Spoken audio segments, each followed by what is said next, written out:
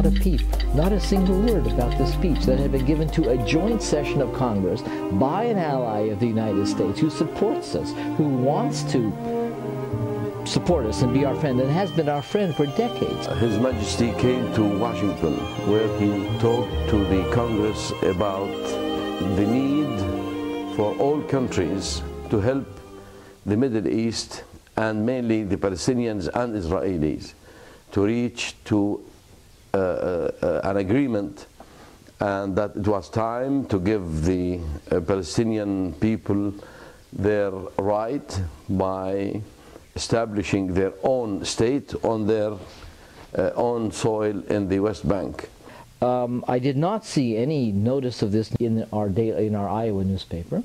The next day there was not a peep. Indeed, even the New York Times, the newspaper of record, it is said, there was in fact, on page 12 or 14, there was in fact a notice of this speech.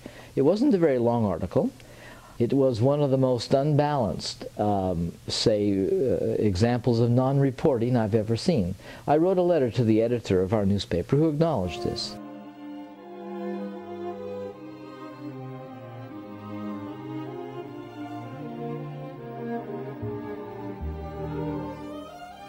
It is an established fact that Palestinians can and are willing to exist with Israelis. There is no difficulty about coexistence. The only difficulty is the failure to reach a just settlement. We are very far from these objectives. And Israel has been violating the peace process, the terms of reference, the ground rules of the peace process, by continuing to seize territory and establish settlements, establish physical facts on the ground, to face the world with fait accompli. The Arab Peace Initiative started during the Arab Summit Conference of 2002, which was held in Beirut, Lebanon.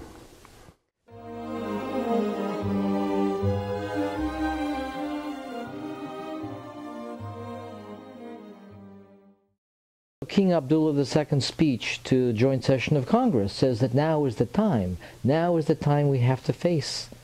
The United States must face this issue.